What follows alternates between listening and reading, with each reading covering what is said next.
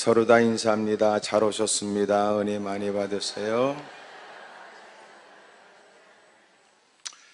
여러분의 발걸음을 다 축복합니다. 좋은 일이 많으셨으면 좋겠어요. 요나서의 요나가 어떤 사람이냐라고 하는 건 성경이 많이 기록하고 있지는 않지만 열왕기하 14장 25절에 보면 북이스라엘 여로보암 2세가 2세 때에 활동했던 선지자예요.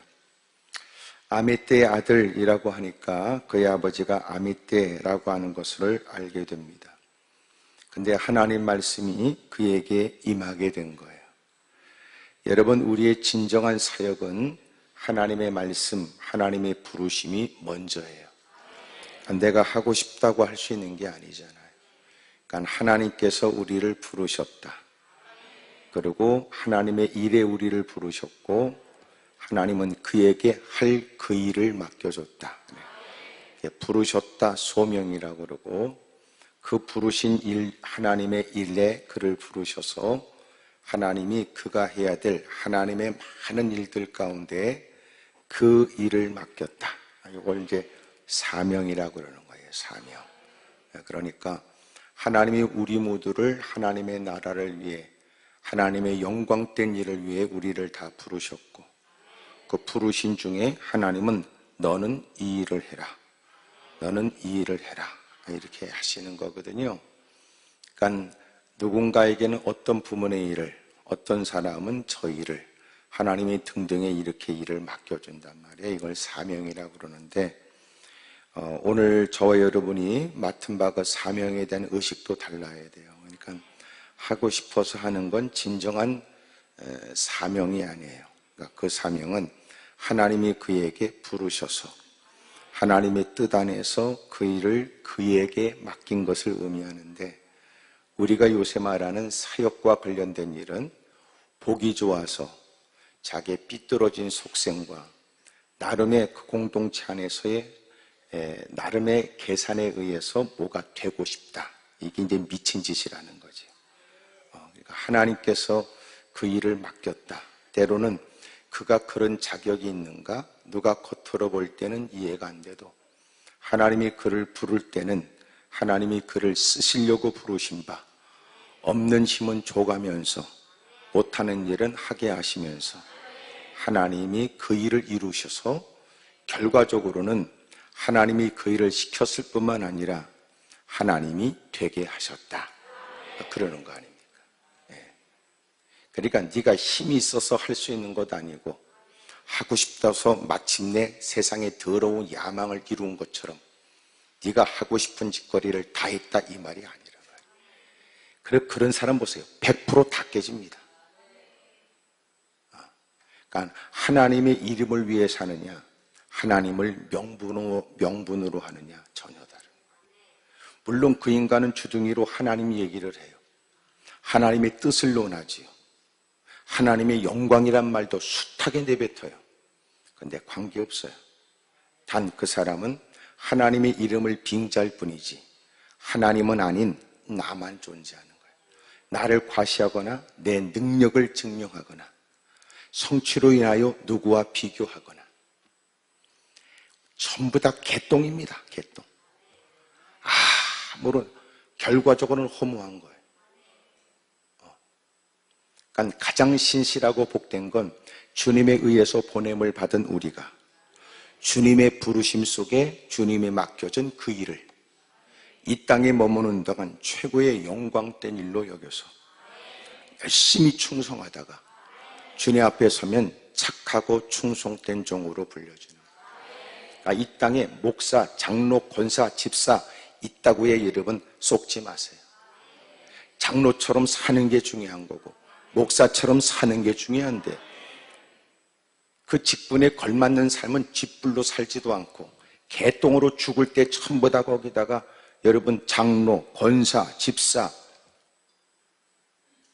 자식들도 여러분 믿음으로 인도하지 못한 거지 같은 인간이 사람들에게 설득력이 있어 귀한 신앙적 귀감을 남겼다고 사람들에게 일컬어지지 않는 엉터리가 얼마나 부끄럽고 참담한 일입니까?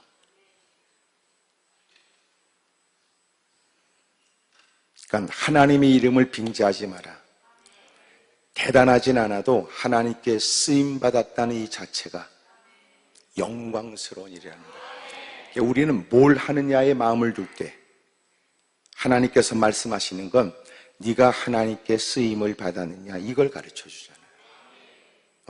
근데 우리는 누군가하고 비교해서 내 위치와 내 역할이 여기에만 미치네. 그러나 주님이 더 기뻐하는 건 그가 하나님의 부르심에 응하여 하나님이 시키는 그 일에 대하여 하나님 앞에서 부끄러움이 없이 충성된 삶을 살았다. 그러니까 성경에는 이 땅에 각양의 직분이 있어도 주님 앞에 가게 되면 딱 두 종류예요. 착하고 충성된 종과 악하고 게으른 종이니까 이 땅에서 얼만큼 여러분 교회를 대빵 많이 졌냐 이게 아니고 성경을 얼만큼 여러분 많이 읽으냐 이런 것도 아니고 네가 하나님이 너를 보내셨던 것처럼 너는 이 땅에 하나님이 맡겨준 그 일에 관해서 너는 어떤 마음으로 어떤 네 삶에 그걸 중요하게 여겨서 애썼느냐 그걸 보잖아요. 근데 우리는 뭐냐? 하나님을 빙자하여 사람만 있지 하나님 앞에 홀로 서야 된다는 걸 생각이 없어서 누군가에게 어떻게 보여진다, 창피하다, 부끄럽다, 쪽팔린다. 남들은 저것들은 다 장로가 되는 나는 안수집사냐? 쪽팔린다. 있다고 얘기하지 말고 주님은 그것 따지지 않고 착하고 충성된 종, 악하고 게으른 종을 얘기하잖아요. 언제나 신앙생활은 뭐냐면 계산하고 살라는 거예요. 계산하고. 어리석은 자, 성경에서 말하는 어리석은 자. 어리석은 자라고 하는 것은 무슨 말이냐? 하나님이 그의 삶에 하나님이 그의 계산에 없다 그 말이에요. 그가 모든 일을 계획하는데 하나님을 빼놓고 생각했다 그 말이에요. 그가 모든 것을 속셈을 갖고 살아가는데 하나님이 없는 셈을 했다 그 말이에요. 근데 놀라운 건 하나님 앞에 서고 나니까 비로소 하나님이 없는 내 삶이 아무것도 없는 거죠. 그러니까 교회에서 분주하다는 것이 하나님을 향한 것인가는 주님이 알고 계시므로 알지 못하는 사람 틈바구니에서 주님이 오셔서 진짜와 가짜를 가려내신다는 거예요. 사람들에게 요란스러움으로 주목을 끌었으나 엉터리 가짜. 사람들의 눈에 띄지 않았으나 정말 중심으로 교회에 헌신하고 눈물을 쏟고 금식도 하고 열심히 보이지 않게 헌신하고 애썼던 것을 주님은 아신다.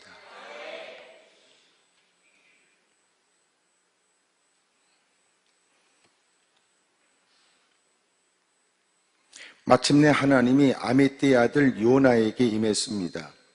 그러므로 그는 그것이 그의 새로운 정체성이 되고 그것이 새로운 사역의 출발이 되는 거예요. 주님이 너를 그 일을 부르셨냐. 내가 그런 설교도 있잖아요. 주님이 가라 하시면 하나님은 다다르게 하신다. 네. 주님이 하라 하신 일은 주님이 되게 하신다. 문제는 주님이 너에게 하라고 한 적 있냐? 너에게 가라고 했냐? 그 말이죠. 가다가 어려움을 만났다. 그게 문제가 아니고 왜 가야 했느냐라고 하는 것이 하나님께로부터 시작된 일이라면 주님은 결과적으로 다다르게 하시는데 과정 속에 이런저런 시련이 있다 할지라도 하나님은 그 일을 책임져 주시고 주님이 하라고 한 일에 예기치 못한 도전이 있겠으나 주님은 하라고 하신 일이 되어지도록 만들어요. 그러므로 어떤 고난을 만나느냐, 고난의 성격, 고난의 정도만 우리는 따져 악을 쓰고 몫을 높이지만 그게 아니고 왜 그런 지경에 이르게 됐느냐를 주님이 살피라는 거예요. 네 똥꼬집으로, 네 의지로, 네가 과시해, 네가 개폼 잡고 우리 집구석이 대로 이어서 대들 그따고 얘기하지 말고 우리 니네 집구석 얘기하지 말고 하나님의 말씀 앞에 어떠냐고. 우리 교회가 지금까지 몇 병 됐냐 그따고 얘기하지 말고 하나님 말씀 앞에 우리의 모습은 어떠냐 이 말이라니까. 내가 이 나이 퍼먹도록 내 경험 그따고 얘기하지 말고 오늘 살아계신 하나님이 뭘 원하시냐고. 지금 아멘을 잘 안 하는 거 뭐가 걸리는 거 있어서 그러지요. 고개를 흔들면서 아멘해야 목구멍에 걸린 게 넘어가. 그래서 먼저 된 자가 나중되고 나중된 자가 먼저 된다는 거 아니야. 신앙 경력이 말이 아니고 하나님의 말씀대로 사는 것이 중요하다는 거 아니야. 말씀은 먼저 주워 들었지만 행하는 건 아직도 안 하네. 늦게 들어와서 이제서 들은 말씀에 이제라도 결정하는 사람이 있는데 그 인간은 먼저 기어 들어와서 들은 얘기는 많은데도 아직도 그렇게 안 사네.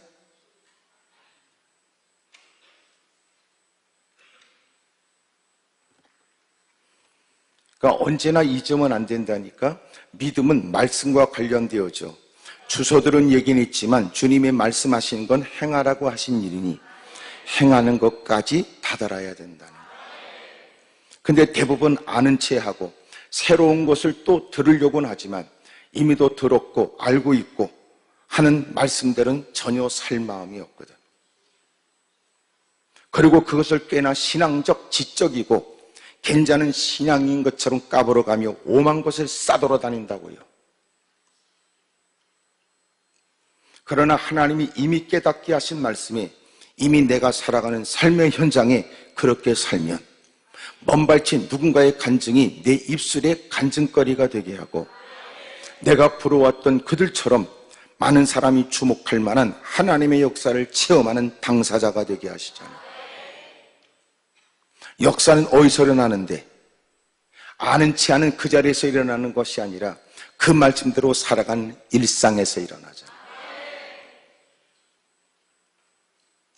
신앙이 일상이 되지 않으니까 역사도 없어요.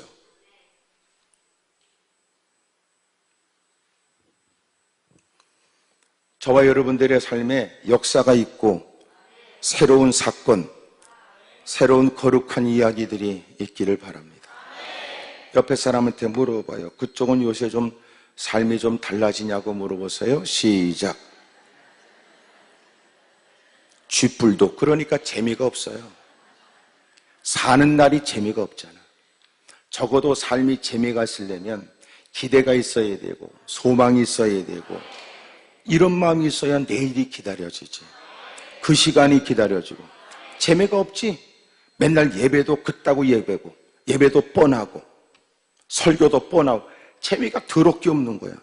그러다가 얻어 터져 궁예저 치고로 마침내 예배 한 시간 참석하면 막연하게라도 좋은 일이 있지 않겠는가. 이거는 미신보다도 못한 잡류 같은 일이 아니야. 왜? 미신은 정성이라도 있잖아. 어느 날 충동적으로 한 번이 아니라 정성껏 100일이라도 하든지.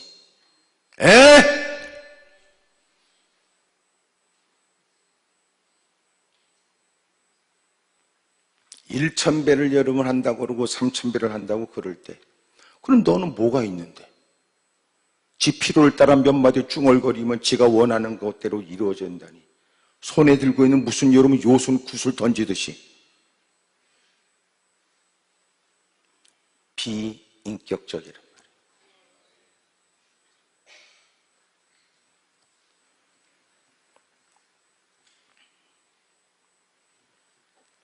하나님의 말씀할 때는 우리에게 책임과 의무가 따르는 거예요.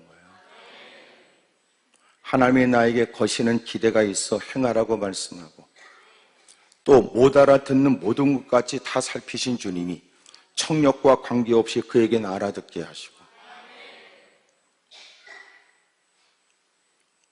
하나님이 못 들었다고 말하지 못하도록 주님이 알게 하시고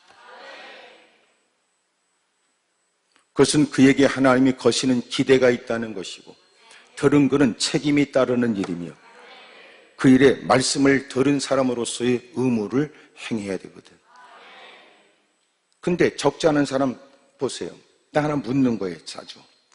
하나님 말씀해달라고 말하는데 말씀하시면 어떡하려고 그래? 묻고 싶어요. 주요 이 일에 관해서 말씀하시사 부들부들 떨고 있는 당신, 진짜 그 일에 관해서 말씀하시면 어떡할 건데? 왜 또 나만 뚫어지게 봐? 전혀 생각지 못한 질문이지? 그러니까 당신은 말씀해달라고 말하는 건 주님이 전혀 말씀하지 않을 것 같아서 그렇게 말하는 거죠. 주님이 정작 그 일에 관해서 네 쏘가지가 아니라 네가 원하는 탐욕스러움에 의한 것이 아니라 하나님이 너를 너보다 더 위하시는 마음으로 전혀 예기치 못한 일을 분부하시고 생각지 못한 일을 가르쳐 주시고 여러분이 원하지 않은 것들을 행하라고 말씀하시면 어떡할 거냐 그 말이야. 왜 그것도 지금 당장 아멘도 못하면서 왜 악을 쓰고 하나님 앞에 말씀해달라고 소리를 높이냐고. 말씀하지 않을 것 같아서 그러지요. 주님의 말씀을 못하실 것 같아서 그런 말을 하지요. 그러니까 우리 비인격적이라는 것이에요.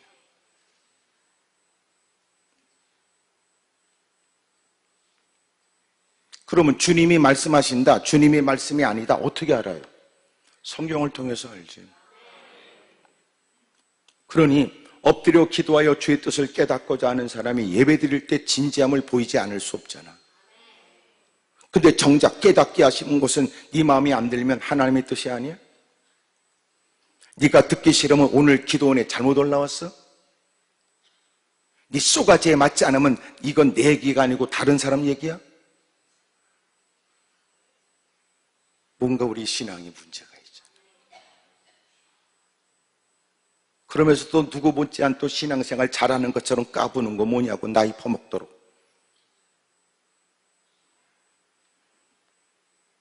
그래서 바른 신앙은 뭐냐?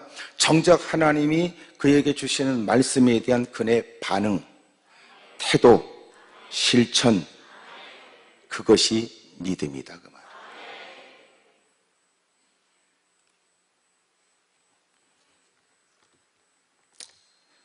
근데 우리는 여러분 목사고 장로고 권사고 집사고 그따고 얘기하고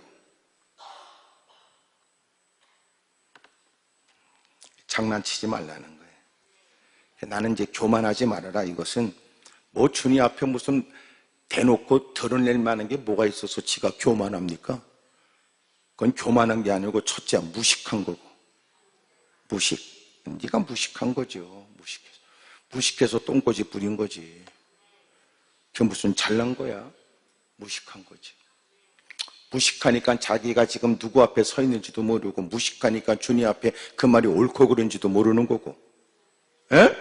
그게 교만할 일이냐고. 제가 무식합니다. 하나님 앞에 무지하게 짝이 없습니다. 하나님 앞에서조차.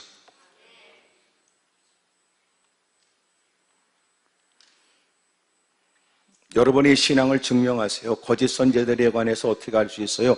열매를 보고 안 되잖아. 주둥이로 내뱉는 얘기는 있으나 그 말씀이 그에게는 어떤 결과가 있느냐 그걸 보면 아는 거 아니야.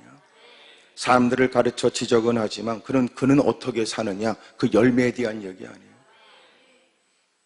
너는 사람들이 귀담아 들을 얘기를 하고 있지만 너는 그 말씀이 내 삶에는 어떤 영향을 주느냐. 그러므로 이 말 저 말은 잘하고 사람들의 눈에 띄는 대단한 일로 사람들의 눈길을 끌고 있지만 그러나 그 사람을 어떻게 알아요? 열매를 보고 한다. 열매를. 에? 가면 갈수록 이 시대가 스토리텔링 많은 이야기꾼들이 점점 등장하고 이제는 여러분 모든 광고 안에도 그 안에는 이야기를 담아서 누군가의 감성을 자극하거나 사람들의 심리를 여러분 이용하여 상업적으로 그걸 써먹거든요. 그냥 광고 내는 거 아니에요. 거기에는 숱한 여러분 심리학적인 것들이 과학적인 것들이 다 담겨 있어요.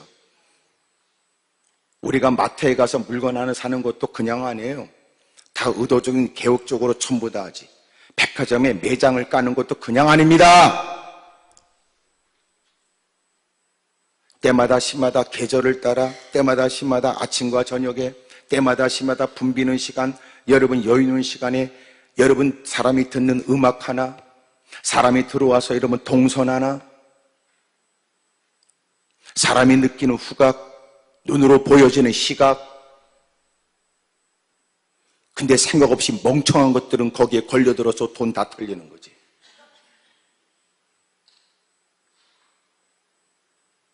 세상에 호락호락합니까? 하나님이 전에서만 까불면 밖에 나가서는 찍소리도 못하는 게. 하나님께서는 그 모든 걸 뛰어넘어 우리의 유익을 위하여 스스로 자신이 얼마나 죄인인지 깨닫지 못하는 우리를 깨닫게 하여 어쩌면 좋을까 싶은 우리에게 회개하고 성령의 은혜를 받으라고 말씀하시고 우리를 여러분 하나님의 자녀로 삼으신 주님이 우리를 더 복되고 선한 길로 우리를 인도하시는 일에는 거칠게 손길을 부리치고 앙칼진 목소리로 악을 써대면서 세상에는 문화요 트렌드요 이런 얘기는 찍소리도 못하고 어마어마한 값을 지불해가며 결과적으로는 허무한 일을 서슴없이 해야 돼. 맛집이란 얘기에 들어갔다가 줄을 1시간 쓰고 들어가서 30분 기다리고 밥 10분에 퍼먹고 기어 나와서는 괜히 왔다 그러고 세상에 너를 농락한다. 못된 것들이 돈만 주면 여러분 여러 가지 댓글에 여러분 여러분 맛집인 것처럼 여러분 소문나게 하고 그 먼 곳까지 기어가서 겨우 사진 한 장 찍고 갔다 왔다고 개폼 잡고 왜 그 짓거려요? 아직도 살만해서 그래 그 인간. 왜 그 짓거리 할까요? 목표도 없어.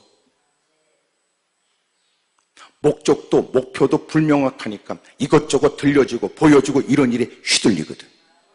그런 중에 하나님이 우리를 살리고 우리를 복되고 선한 길로 인도하기 위해 우리는 아까 알아듣도록 못 알아들었다고 말할 수 없도록 분명히 들었다고 인정하지 않을 수 없도록 깨닫게 하셔서 우리가 행할 일을 분부하시고 힘쓰고 애쓸 일을 가르쳐 주잖아요. 은혜지 은혜. 왜? 세상에 여러분 들려주고 보여지는 일 때문에 우리의 마음이 유동하게 되고 내가 어느 길이 갈 길인지 벌건 대낮에도 앞을 보지 못하는 시각장애인처럼 여러분 헤매고 다니며 내가 갈 길이 어디냐고,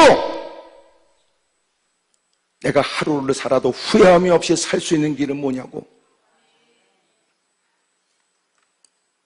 그럴 때 하나님이 우리에게는 은혜를 베풀어 마땅히 할 일을 깨닫게 하신 게 은혜 아니냐. 어떻게든지 시간은 24시간 하루는 정해져 있고 그럭저럭 여러분 시간은 흘러가 내가 준비되어 있지 않아도 시간은 흘러가 버리고 그럴 때 하나님의 명백하게 알아듣게 하여 과거와 달리 이제부터라도 복된 삶을 살고 이제라도 주어진 모든 요건을 더 가치 있고 귀한 일에 헌신할 수 있도록 깨닫게 해주신 게 은혜 아니냐 그 말이에요. 우리는 돈이 없을 때는 돈만 있으면 행복할 거라고 여기지만 돈 많은 사람이 때로는 스스로 극단적 선택하는 사람도 많고 때로는 여러분 그렇게 예기치 못한 가정의 문제 때문에 여러분 끔찍하고 어려운 일을 겪는 사람도 많은 걸 보면 당신의 생각하는 돈에서부터 진정한 행복과 기쁨이 오는 게 아니라는 거거든.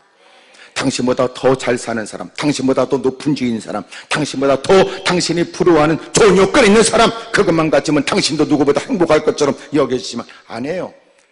진실로 좋은 것들은 주님으로부터 주어져요. 세상에서 이해할 수 없는 마음의 평강이 있게 되고 많은 돈을 갖고도 얼굴을 여러분 후렵해가면서 온갖 좋은 것들을 떡칠내가면서 닦아가면서 그래도 갖지 못한 아름다운 미소가 있고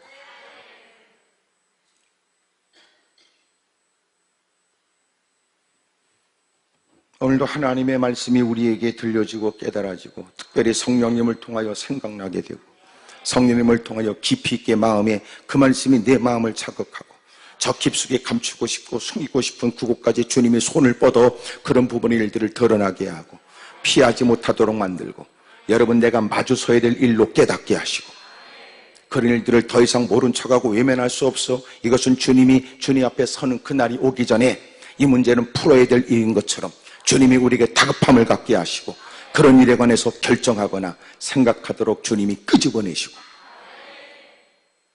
그래서 우리로 하여금 오늘도 우리의 삶을 은연중에 영향을 주는 그 어떤 것으로부터 자유케 하심으로 전혀 그것이 이 결과가 느껴지지 못하는 일에 모든 것들을 모르지 않는 주님이 원인까지 하셔서 우리의 연약함을 아시기에 그것도 조치하여 우리를 자유케 하고 복된 길로 우리를 인도해 주십니다. 하나님 말씀이 너보다 무지하기 때문이냐? 주님이 너에게 분부하심이 너보다 어리석기 때문이겠느냐? 하나님의 능력을 말하며 하나님의 지혜를 구하며 무릎 꿇은 사람이 마치 하나님이 정작 그에게 또렷하고 분명하게 말씀하실 때는 그 말씀을 가볍게 듣고 우습게 여기고 어리석게 듣는구나. 그러니까 신앙이 비인격적 신앙이라는.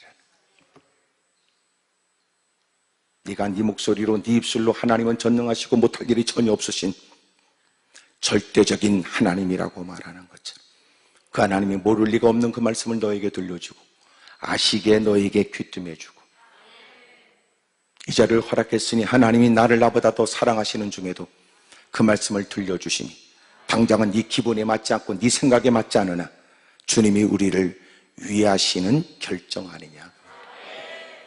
우리는 우리의 필요한 것들을 구하지만 하나님은 우리에게 좋은 것을 주세요. 따라합시다. 하나님은 우리에게 좋은 것을 주십니다. 근데 우리는 좋은 것이 아니고 필요한 것만 구하죠. 우리는 필요한 것을 구하지만 주님이 좋은 것을 주시고 나는 필요한 걸 구하지만 주님이 유익된 걸 준다고. 우리는 몰라. 이제는 자녀들도 여러분 부모가 책임질 수가 없어요. 세상이 워낙 바꿔지고 손에 들고 있는 핸드폰 하나 이것저것 제대로 기능도 다 모르는데 빵 하나 먹겠다고 키오스크에 가면 애시 그러고 돌아서는 당신이 자녀들한테 무슨 얘기를 하겠어요. 하루가 다르게 세상이 바뀌고 이제는 애들이 더욱더 필요하지. 어떻게 되느냐 물어봐야 되고 적어도 우리가 아이들한테도 설득력 있는 신앙의 귀감이 있든지 세상이 그 어떤 논리를 뛰어넘어 진리를 따르는 일이 얼마나 가치 있는가를 증명할 만한 경험이 있든지 주의 이름으로 아이들에게 가르치거나 여러분 권면할 뭔가 권위가 있어야 되는데 그것도 없다면 별 볼 일 없지. 옛날 일 가지고 오늘 여러분 정신없이 살아가는 아이들에게 무슨 교훈이 돼요? 본인이지 못한 내 삶을 가지고 어떻게 아이들에게 유익된 일이라고 여러분 권면합니까?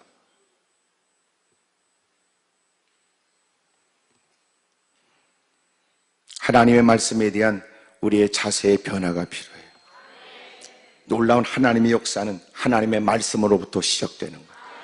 아멘입니까? 세상에 하나님 말씀에 의해서 주님의 입기운에 의해서 천지가 창조된 것처럼 하나님의 말씀으로 세상은 시작이 돼요. 우리의 인생도 마찬가지. 하나님에 의해서 우리는 이 땅에 보냄을 받았고 오늘도 인생의 새로운 시작도 주의 말씀으로부터 시작되는 거예요.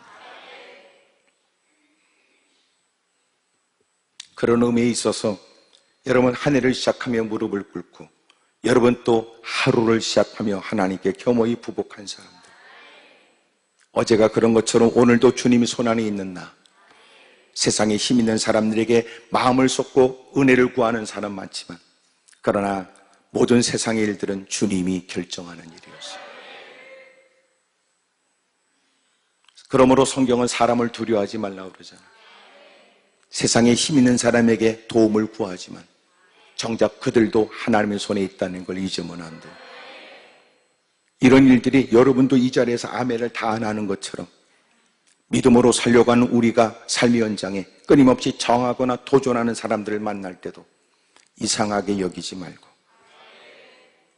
언제나 하나님의 뜻대로 사는 일에 힘을 내라고 가르쳐줘요. 만약 우리의 신앙이 하나님 말씀이 시작이 아니라면 무사람들에게 대단한 열심을 교회 안에서 보여도 신앙이 아니야. 이단들이 거짓거리 하거든. 하나님 말씀을 빙자하여 지네들 개떡같은 논리로 못된 인간의 교주에 의해 따르는 패거리들에 의해 사람들이 농락을 당하며 영혼과 삶이 다 탈취를 당하죠.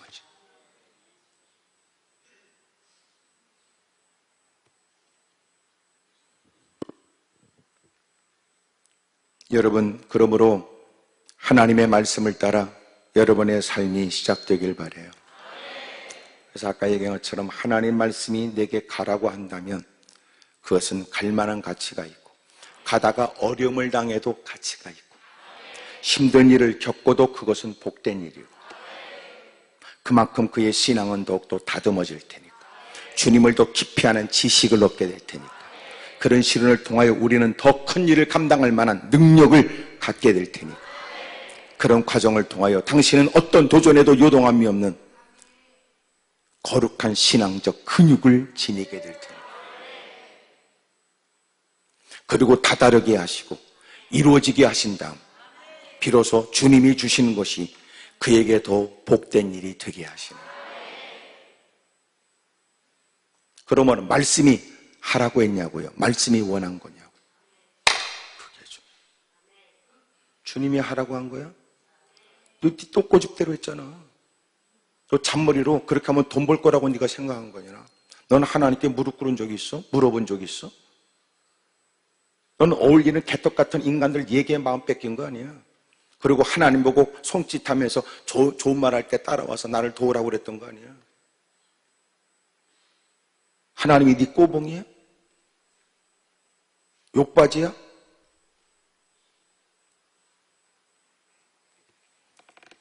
하여튼 말하는 사람 민망하도록 뚫어지게 쳐다만 보고 고개라도 끄덕거려야 될 일이지 그게. 에? 그러니까 신앙이 거듭 얘기하잖아. 비인격적이라니까. 옆에 사람한테 다 물어봐. 우리는 신앙이 인격적입니까? 물어봐요. 시작.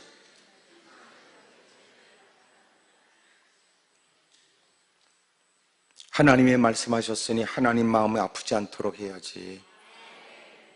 하나님이 우리를 긍휼히 여겨주신 것처럼 우리도 주님의 뜻을 따라서 어떻게 하면 주님을 기쁘시게 할까 고민해야지. 마침내 하나님 말씀이 아미떼의 아들 요나에게 임하게 됐어요. 우리가 기대하는 바는 뭐예요?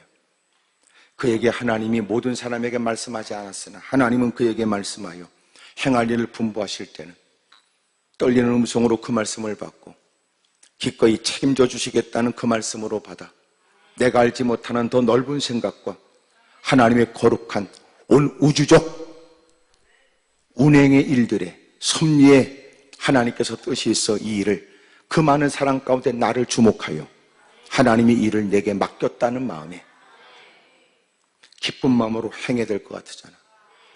근데 그의 신앙의 모습이 2절부터 보여져요. 2절에 주님이 이제 그 내용을 말씀하시는 거예요. 너는 일어나 저 큰 성읍 니느웨로 가서 그것을 향하여 외치라. 그 악독이 내 앞에 상달되었음이니라.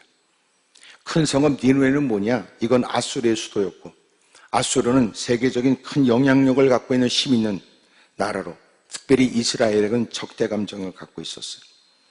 그들은 망해야 된다라고 생각했던 이스라엘 백성들, 특별히 유대인들은 이방인들은 다 망해버려야 된다라고 하는 생각을 갖고 있었죠. 그래서 유대인들은 이방인들과 식사하는 것도 원치 않았고 그들과 접촉하면 죄가 나에게도 오염된다 이런 생각을 해요. 그러니 초대교회 때도 여러분 그들이 같이 모이게 되면 이방인들, 유대인들이 다 같은 자리에 앉아서 같이 식탁 교제를 할 때도 여러분 그것이 무엇 때문에 주어진 일인가를 잊지 않기 위해서 그들은 떡을 뗐죠.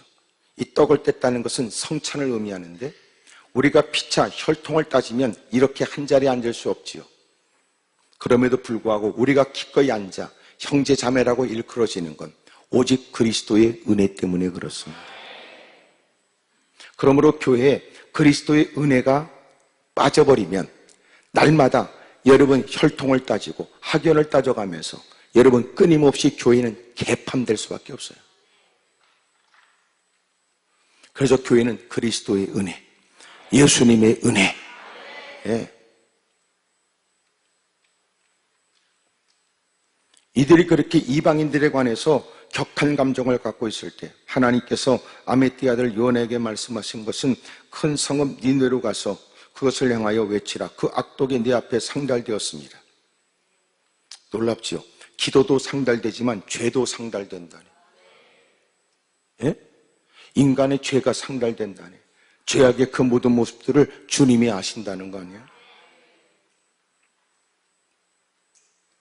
마침내 주님께서 가서 그들이 회개하도록, 그들에게 회개를 촉구하도록, 내가 그들에게 나는 그들도 불쌍히 여기고 나는 그들도 죄악으로 인하여 망하는 걸 원치 않으니 너는 가서 복음을 전해라. 여러분도 아멘을 잘 안 하는 것처럼 요나도 비슷했어요. 3절 그러나 요나가 여호와의 얼굴을 피하려고 일어나 다시스로 도망하려 하여 욥바로 내려갔더니 마침 다시스로 가는 배를 만난지라. 여호와의 얼굴을 피하여 그들과 함께 다시스로 가려고 배삭스를 주고 배에 올랐더라 그래. 여기 3절에 그러나 원문에는 여러분 그리고 이렇게 되어 있는데, 그러나 전체 문막에 그것은 어떻게 번역에 맞느냐, 그것은 여러분 그러나에 대한 뜻이란 말이에요. 그래서 성경에 그러나 그랬어요. 하나님께서 그에게 아무한테나 들려주지 않는, 하나님이 그에게 특별한 하나님의 명령으로, 그에게 특별한 말씀을 증거하는 권한으로 주님이 그에게 기대를 걸고 해야 될 일을 일러주셨어요. 왜 우리는 남다른 직분을 받을 때는 많은 사람들 앞에서 환영을 받고 축하를 받으며 남달리 하나님을 아는 사람, 누구보다 하나님의 거룩한 일을 이전보다도 헌신하겠다는 사람, 어떻게 교회를 대하고 어떻게 여러분 자기의 직분을 대하고 어떻게 하나님으로서 그 직분을 감당할 것이냐, 다 사람들 앞에 서약도 하고 축하도 받았던 인간이 하나님이 없는 삶을 산단 말이에요.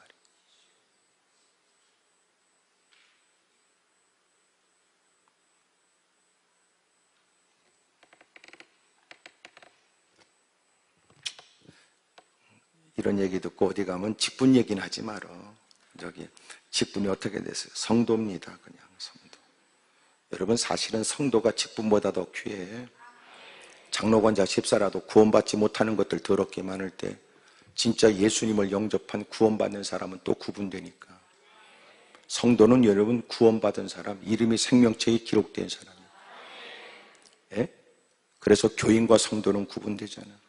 교인은 교회와 관련된 걸 교인이라고 그러고, 그 교회 등록을 하고 교족부에 이름이 기록되어 있으면 교인, 성도는 생명책에 이름이 기록된 사람의 성도.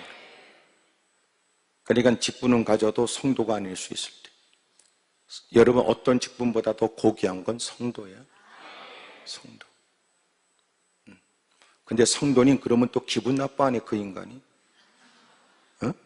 장로입니다 그따고 얘기하면, 네가 진짜 인격적 장로라면 누가 알지 못해서 그런 얘기에 네 그러면 들리를. 알지 못해서 말하는 사람 앞에 면박을 줘가며 기분 나쁘는 내뱉는 그 인간은, 그 더러운 인격은 뭐야?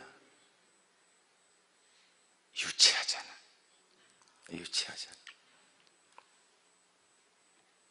누가 목사 보고 모르니까 그냥 지나가는 사람이 모든 사람을 말하듯이 아저씨 그러면 네 그러면 들리를. 목사입니다.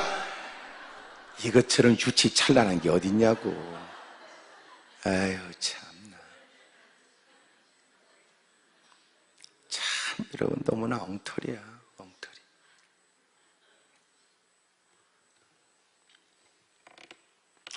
우리 신앙생활 잘해야 돼요. 하나님이 말씀하셨는데 반전에 도전을 한 거예요.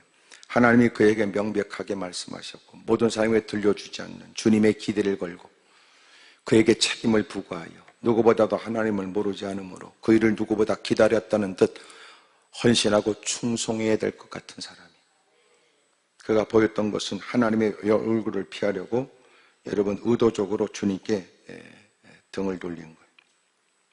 하나님 말씀대로 산다는 건 얼굴 낯을 보여가며 다가와야 되는데 그런 뒤통수를 보인 거 아니에요.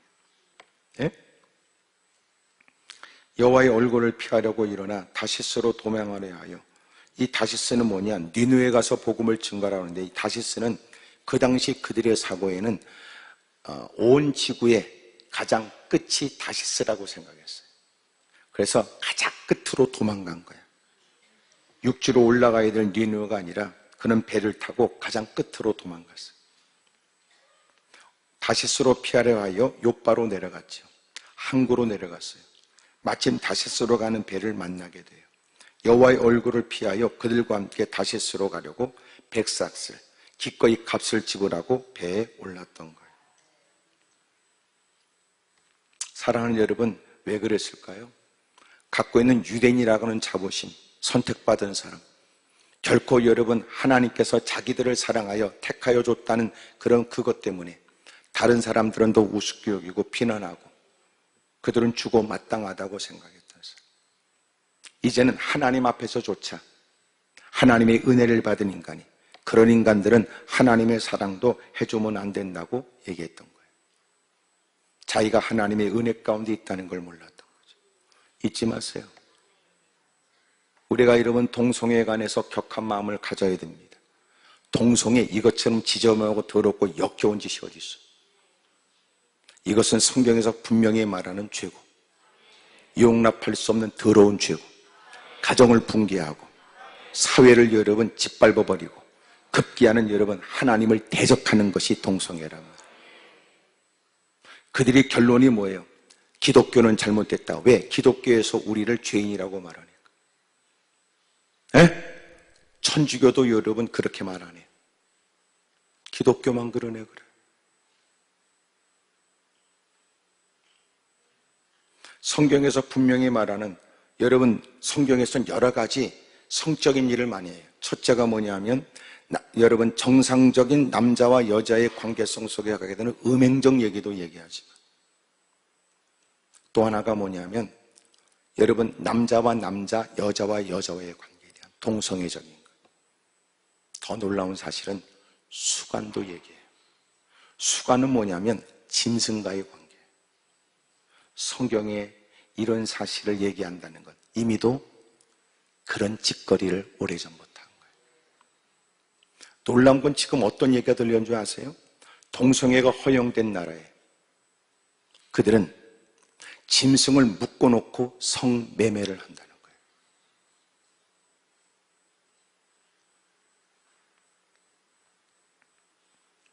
역겹고 토 나오고 더러운 짓거리.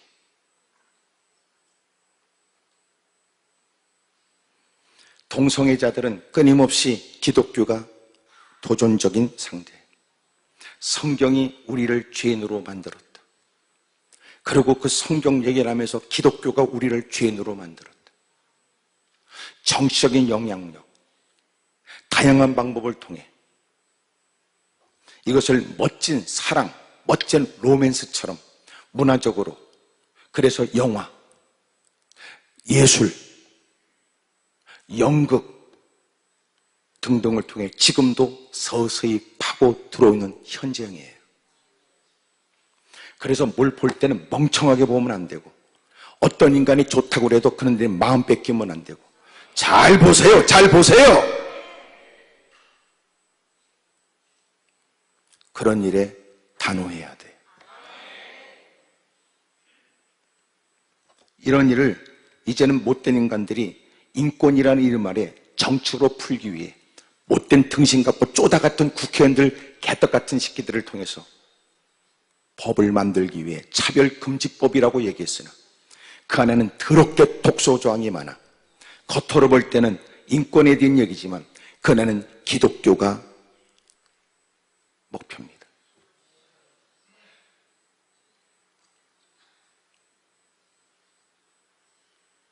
그래서 끊임없이 차별금지법, 이건 바르지 않고 하려면 그 독소조항들을 다 빼야 된다. 아니야. 인권이란 말이 다 속아요. 난 오래전부터 얘기했어요. 세상이 더러워지고 한국도 위험하다. 인권이란 이름 아래 다가오는 어둠의 세력에 숨겨진 발톱 때문에.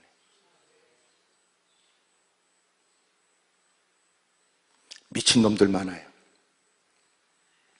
정신을 바싹 차려요. 아멘입니까?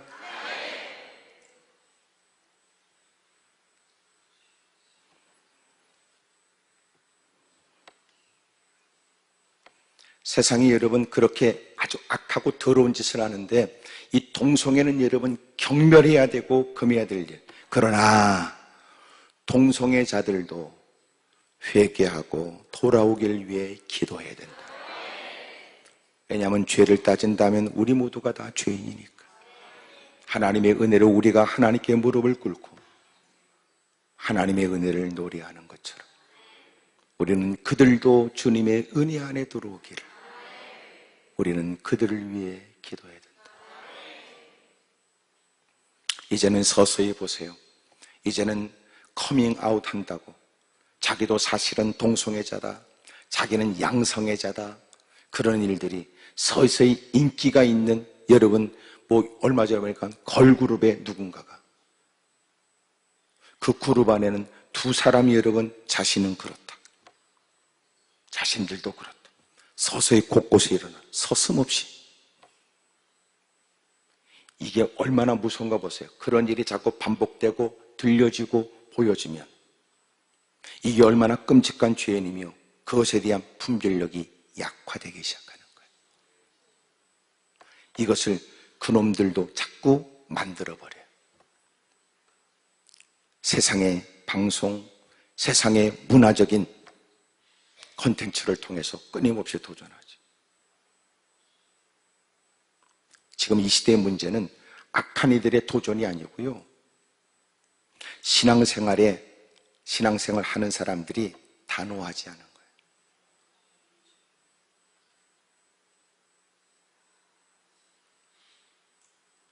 아닌 건 아닌 것이다 이래야 되잖아. 그걸 안 하는 거야. 마치 나는 남의 일에 간섭하기 싫어요? 아니라니까. 간섭하는 게 아니라 너 자신의 의사표현을 분명히 하게 하라. 분명하게. 아닙니다. 저는 아닙니다. 저는 안 한단 말이에요. 뭐가 두려운 모양입니다.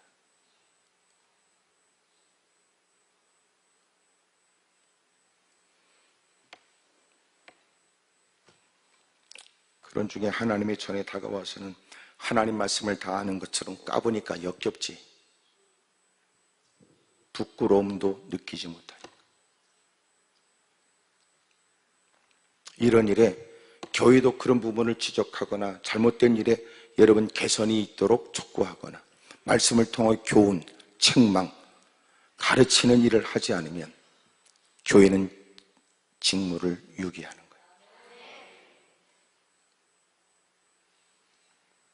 목사는 진정한 목사일까 주님 앞에서 판단되어져요.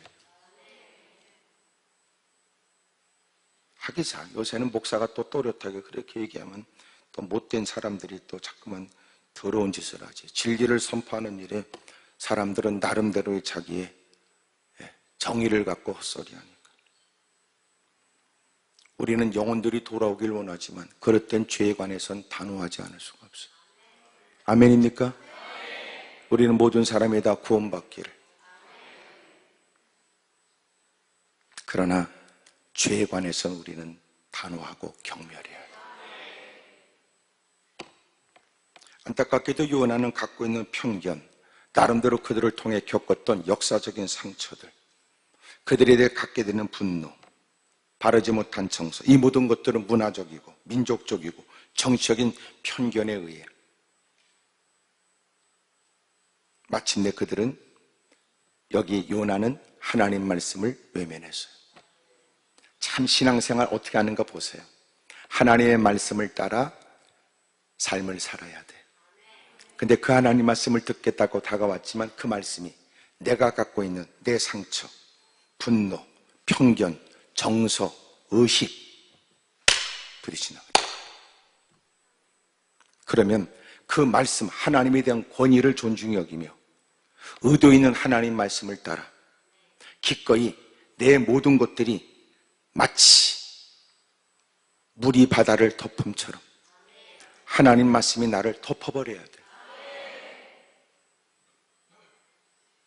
그런데 오히려 그 말씀을 자기의 정적 생각, 자기의 정서, 자기의 삐뚤어진 감정, 분노로 그 말씀을 덮어버리는 거예요. 오히려. 결국은 지 마음에 안 들어.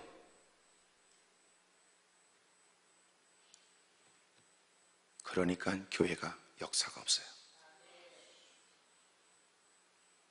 웃기잖아요. 자기도 하나님의 긍휼을 덧입은 사람으로 정작 그의 삶에는 긍휼이 없는 삶. 이게 우리의 모순적 기독교, 모순적 신앙이란 말이에요. 당신이 하나님의 은혜를 입어 자격 없는 처지에 하나님의 자녀가 됐다면 이제는 우리가 주님의 자녀답게 살아야지. 할렐루야. 옆에 사람한테 다 물어봐. 그쪽은 그 사람에 관해서 어쩔 생각이냐고 물어봐. 시작. 난 그 사람 그래도 여러 번 알고 있잖아. 그 인간. 당신의 마음에 불편한, 떠오르게 되면 화딱지가 나는, 성질나게 만드는, 하여튼 그 놈은 더 이상 사랑할 가치가 없어. 그건 왼수야. 왼수. 원수라고 쓰고 읽을 때는 왼수라고 읽는 더러운 놈이야, 그 인간. 그들에 관해서 어쩔 생각이냐. 한 지붕 밑에 가족이 살아도 사랑은 없어. 위에서는 기도는 해. 주여, 그런 새끼라도 구원을 받게 해주십시오. 내가 물었어. 당신은 남편을 사랑합니까? 사랑은 안 해. 그러나 위에서 기도는 안 돼. 한해 맺힌 여러분 일이 있었던 여러분 그 집사님이 했던 얘기. 근데 주님은 사랑하래잖아. 그러니까 어떻게 보면 이 사랑이란 이거 하나 갖고도 평생 기도 제목이에요. 평생 기도 제목. 사랑하는 날수만큼 원수가 늘어날까? 사랑하는 날수만큼 내가 더 사랑하는 사람이 늘어날까? 옆에 사람 물어봐. 그쪽은 사랑하는 사람이 늘어나요? 원수가 늘어나요? 물어. 시작. 에? 얘기해 보세요. 점점 더 사랑하는 사람이 늘어나고 더 우리의 사랑의 마음은 더 확장돼야 되고 더 많은 영혼 때문에 울어야 되고 가보지 않은 땅에 영혼 때문에 부르짖어야 되고 어떻게 하면 그들을 섬기고 그들을 위해 선교에 힘쓰는 선교사님이 들어올까 애써야 될 우리가 시간이 지나고 직분이 있게 되고 나이를 퍼먹으면서 놀라운 건 노여움만 커지고 원수만 늘어나고 대적의 관계만 더욱더 깊어지고 지금 우리의 신앙은 위기란 말이에요. 주님을 배울 날이 가까운 것은 그것의 기쁨이 되는 건 그리스도의 사랑 때문에 그렇고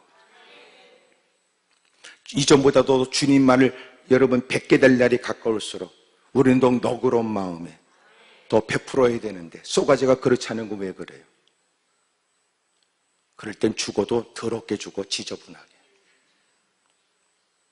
왜 더러분하게 지저분하게 죽을까요? 그가 죽어도 슬퍼하는 사람이 없다고.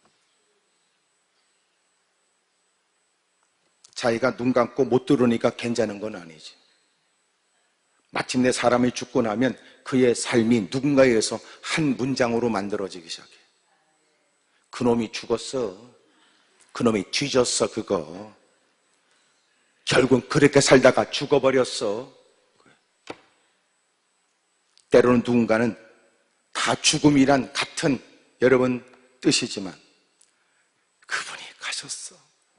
그분이 가셨어.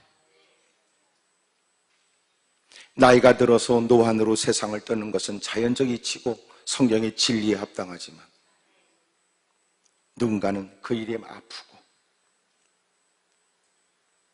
그래서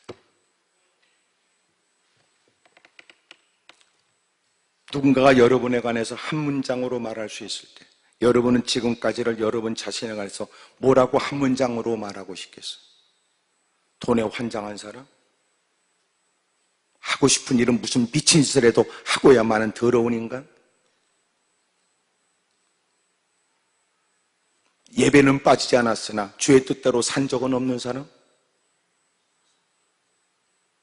사람들이 두려워서 하는 척했지만 하나님은 없었던 사람?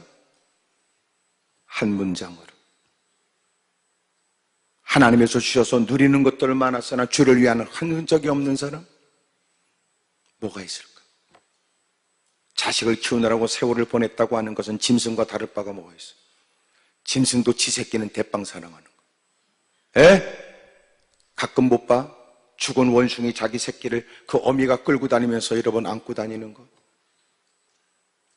때로는 몰라? 바다에서 여러분 고래가 자기 죽은 새끼를 여러분 끊임없이 죽은 거를 건드려가면서 계속 여러분 또 헤엄치고 있는 거. 지 새끼를 사랑하는 게 그거는 돌이지. 그건 돌이라니까. 인간으로서 마땅한 돌이지. 그러나 진리는 뭐라고 그랬어요? 자식을 말씀으로 양육하는 거라. 그러므로 하나님의 거룩한 일에 남편, 아내, 자식, 부모가 핑계대면 안 되잖아. 우리는 말씀이 이유가 되어져 살아야 되고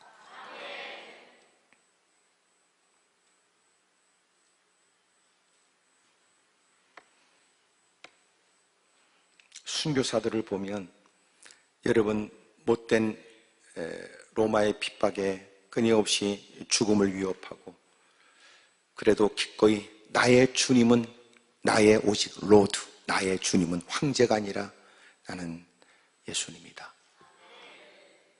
이래 끊임없이 고통과 어려움을 당하면서 배교를 요청받을 때 달라지지 않으니까 자식을 데려와서 자식을 죽이겠다고 위협할 때, 놀라운 건 순교사에 들어보면 자식이 아빠한테 아빠, 나 때문에 예수님을 부인하지 마세요.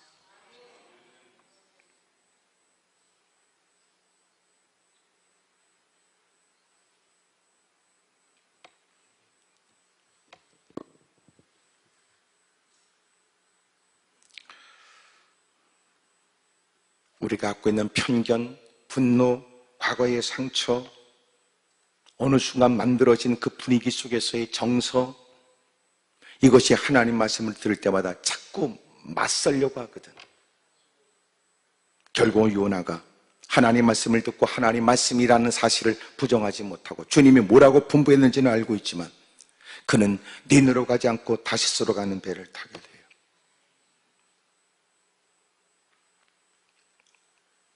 그러면서 그에게 일어난 일이 뭐냐면, 그가 얼마나 점점점 부끄럽고 죄송스러운 죄를 짓게 되는 일이 보여지는데, 3절에 그러나 요나가 여호와의 얼굴을 피하려고 일어나 다시스로 도망하려 하여, 계획적이지요.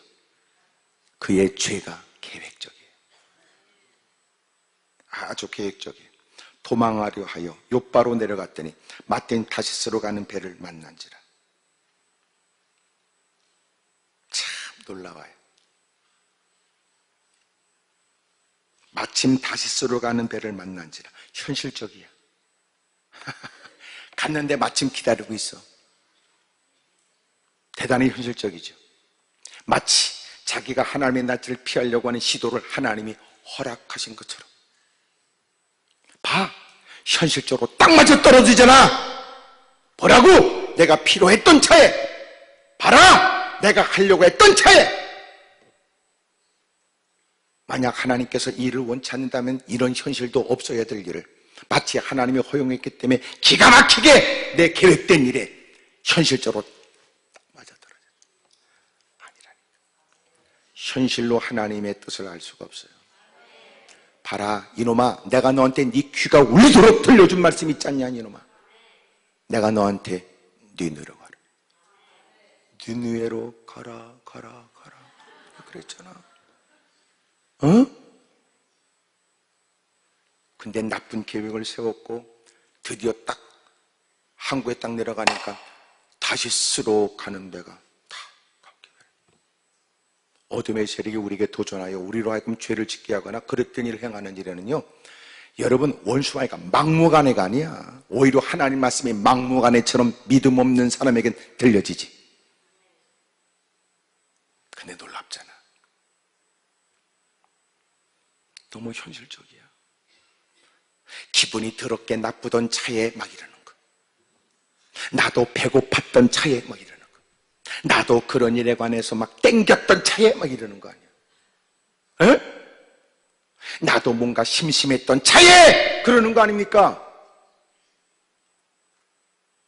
주변의 사람들은 동의를 여러분 할 수 있고 사람들은 여러분 공감할 수 있는 현실적이라.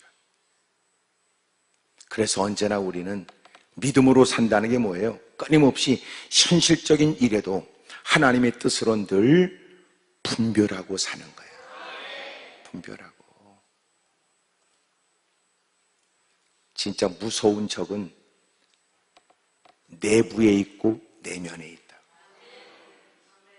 신앙생활하면서 우리를 힘들게 하고 신앙생활에 여러분 용기와 또 열정을 식게 하는 것이 교회 안에 있는 거지 같은 인간들이에요. 교회 안에 있는 거지 같은 것들. 여러분 모처럼 말씀을 듣고 결심하면 주변의 사람들이 집사님 잘 결심했네, 기도하기로 해서 잘하셨다 이래야 되는데 꼭 거지 같은 거하고 어울리면서 아이고 집사님 그런다고 집사님은 꼭 그렇게 해? 아이고 집사님 또 유난스럽네. 아이고 또 은혜 좀 받은 모양이네. 이래. 그런 것들 있죠. 있을 텐데. 기도는 올라서도 마찬가지. 깨달음이 있어 눈에 눈물을 가득 담고 가슴을 치고 회개하고 같이 어울렸던 사람들이 다 여러분 움직일 때 아니야, 나 좀 더 기도하다 갈 거예요. 기도하다 갈 거예요. 가는 사람들이 유난스럽네. 유난스럽네. 오히려 그 인간이 정상적이라면 그래, 같은 자리에 앉아 말씀을 듣고도 왜 저들은 내가 하나님께서 나를 인도해 줬는데 하나님이 이 말씀을 내게 주신 것은 무슨 의도일까? 깨닫게 하심에 내가 일부러라도 시간을 내야 될 때 같이 올라오는 분위기 속에 무더운 나를 이렇게라도 나를 부르신 게 아니냐. 하나님이 깨닫게 하시는구나. 올라온 김에 하나님이 주신 마음을 따라 그래도 나는 몇십 분이라도 좀 더 진득하게 기도하다 가려고. 이 일이 같이 여러분 기도원에 올라온 누군가에게 유난스럽게 보여지고 미련하게 보여지고 식사로 가자는 얘기, 식사 갔다 오세요. 난 아무리 봐도 오늘 좀 한 끼를 좀 안 먹고라도 당면한 과제, 한숨을 토하며 포기했던 일, 말씀을 통하여 하나님이 깨닫게 하셔서 기도하라고 하시는 것 같아. 나는 좀 더 오늘 점심은 안 먹고 어차피 집에 가면 세 그릇 퍼먹을 걸. 내가 좀 기도 좀 하다 가려고요. 그게 왜 거지 같은 인간들에 의해서 유난스럽다고 보여지냐 말이에요. 문제지. 난 지금 아멘 안 하는 건 아이고 내가 한 말을 어떻게 알았을까? 지금 그래서 그럴 거라고 난 생각이 돼. 그게 왜 유난스러워? 네 따구한테 왜 유난스럽게 보여져야 돼? 어찌 보면 그것이 네가 늘 말하는 성령의 감동, 성령의 역사, 그 말처럼 하나님께서 똑같은 자리에 앉았으나 하나님이 그를 강권하여 내가 알지 못하는 그의 사연에 말은 했으나 내가 더 깊이 알지 못하는 그의 처지의 일들에 하나님이 이유 있어 깨닫게 하시는 거예요. 오히려 당신 그 기도에 우리도 몇 마디 같이 기도 좀 하다 같이 가자. 이러면 얼마나 멋질까? 야, 한 끼 안 먹는 것보다 우리는 더 큰 하나님의 은혜로 배가 부른 것 같고 우리가 간단하도 요기를 해결하자 그러는 간단한 거라도 여러분 화기애애하고 즐겁고 기쁨이 있고 그런 게 없어. 꼭 퍼먹어야 산다고 그러고 먹는 힘으로 사는 것 아니냐고 다 먹자고 하는 일 아니냐고 겨우 유치한 생각을 못 벗어나는 사람들. 지금 여러분 표정을 보니까 점심을 먹으라는 거야 말라는 거야.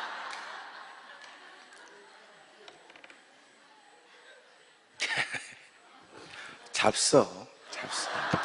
그렇지, 먹는 게 남는 거지 뭐.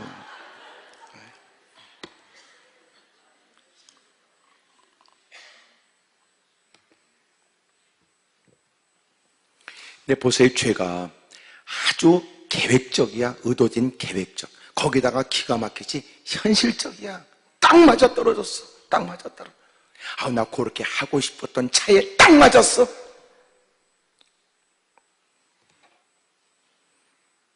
거기다 그는 내가 이렇게 하나님의 뜻을 피해가는 것은 마저 논리적이야. 이방인들은 다 죽어야 돼. 저놈들이 했던 모든 악행 일들을 우리는 기억하지. 역사적으로도 민족적으로도 저놈들은 다 죽어버려야 돼. 현실적이고 논리적이고 계획적이라. 어둠의 세력이 그렇게. 그런 일에 여러분 이 못된 일들이 여러분 무너지도록 만들어야 된다. 무슨 생각이야 이게? 주여 저를 좀 도와주십시오.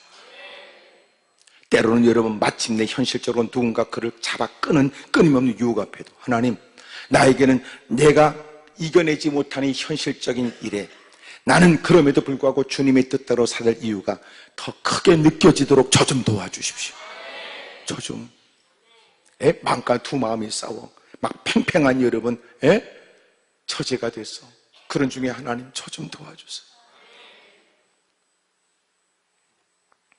그런 갈등을 이겨보면 그 이기는 것도 연습이 되고 습관이 되는 거거든요.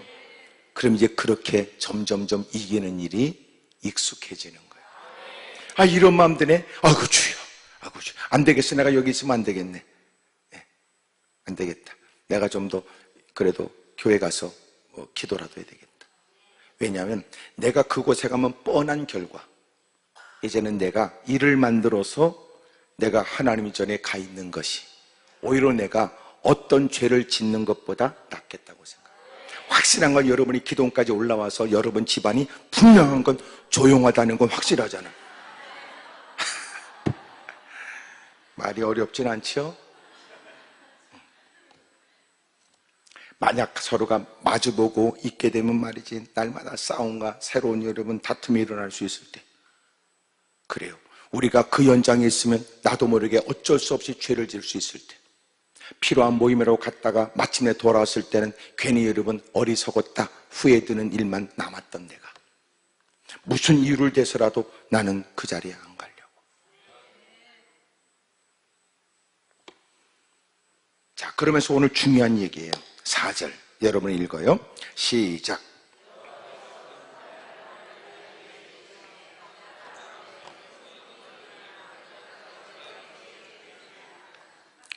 여러분 이게 원문에 여러분 번역이나 또 영어 번역을 보게 되면 3절에도 그러나라는 말이 있고 4절에도 그러나라는 말이 있어요.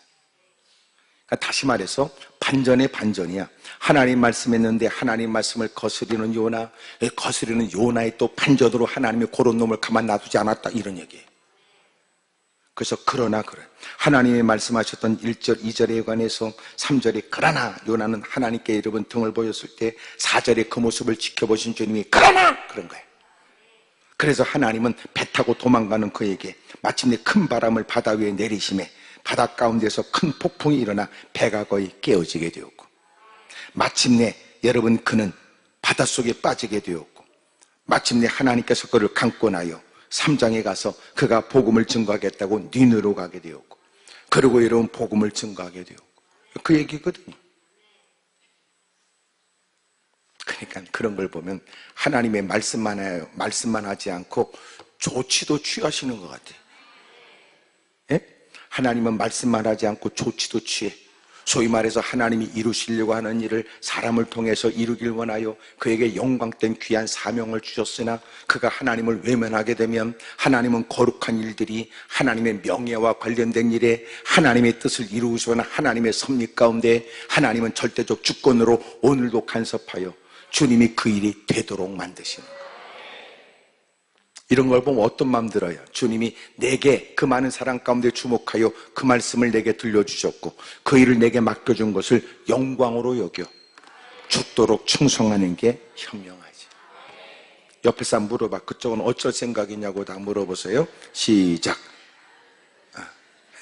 또 이따 기도할 땐 또 그렇게 기도하겠네. 주여 내가 하나님께 여쭙긴 하지만 내가 원하는 건 빼놓고 내가 싫어하는 건 빼놓고 내가 원하는 거 내가 기뻐하는 거 그것만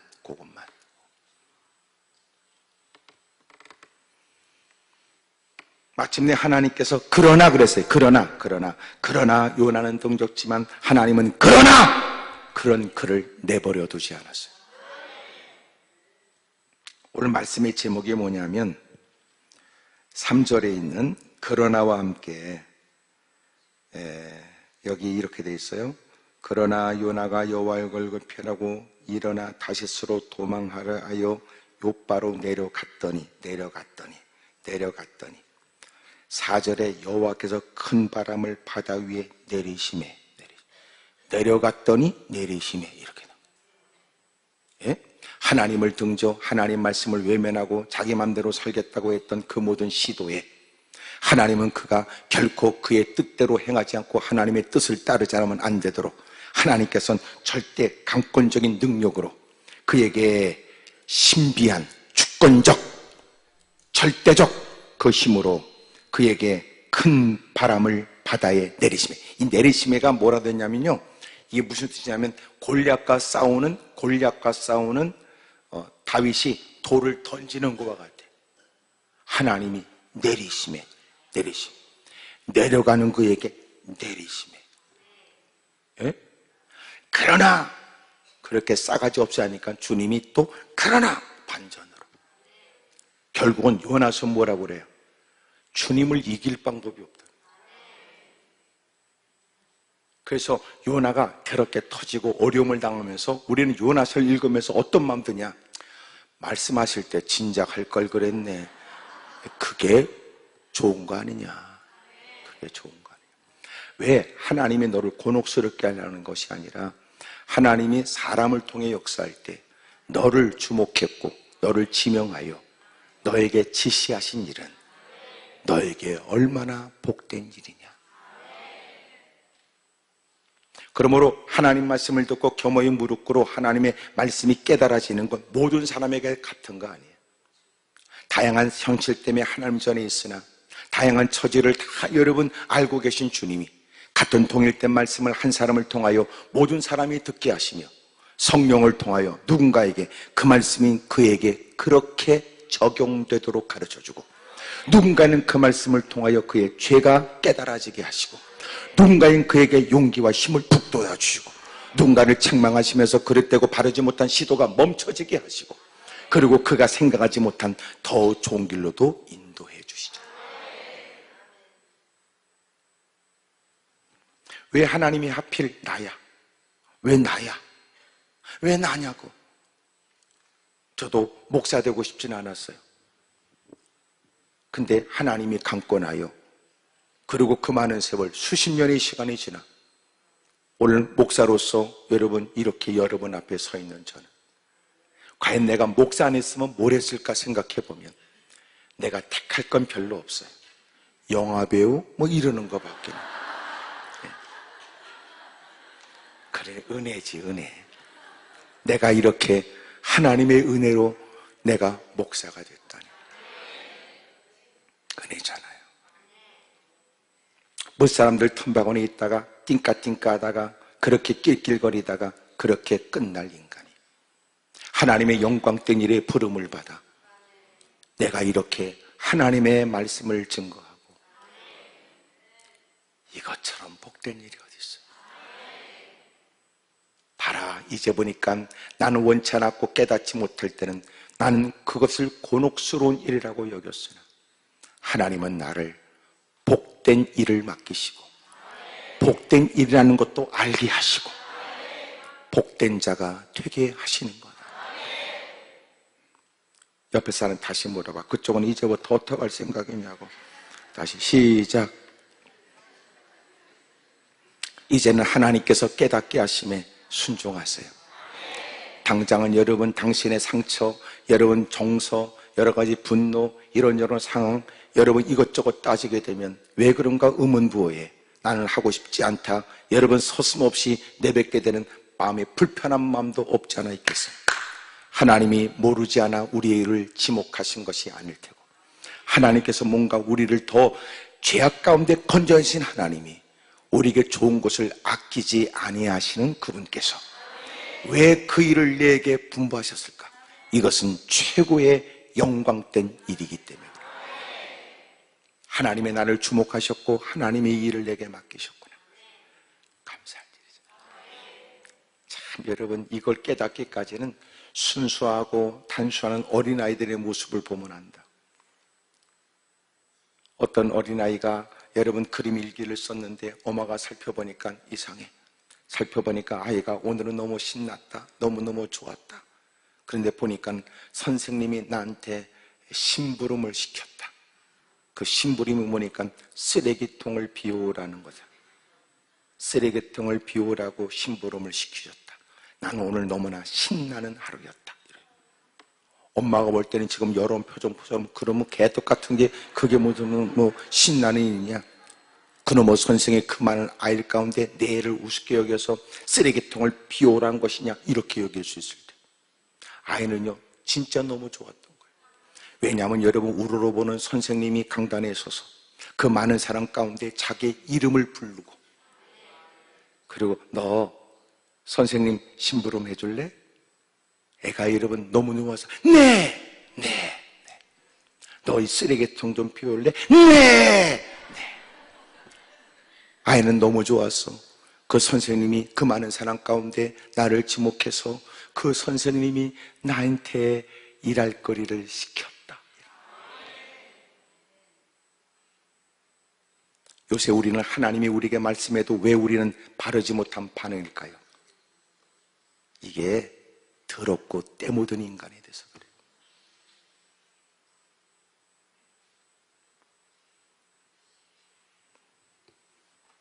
하나님,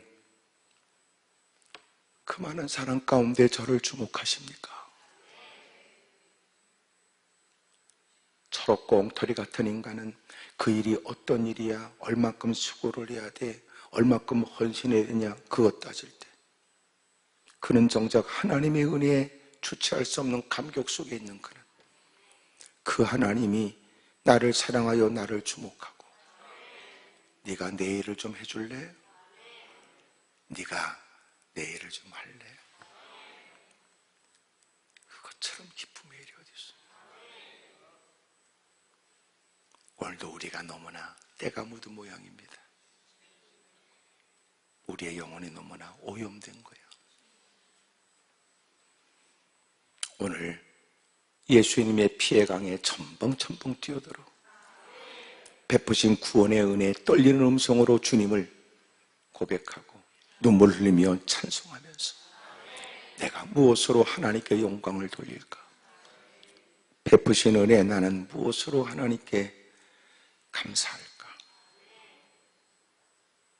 그랬던 그 마음, 그래서 주님의 음성을 사모하고 들려주신 그 말씀에 기쁨과 감격으로 반응했던 그 모습이 다시 회복되기를 바랍니다.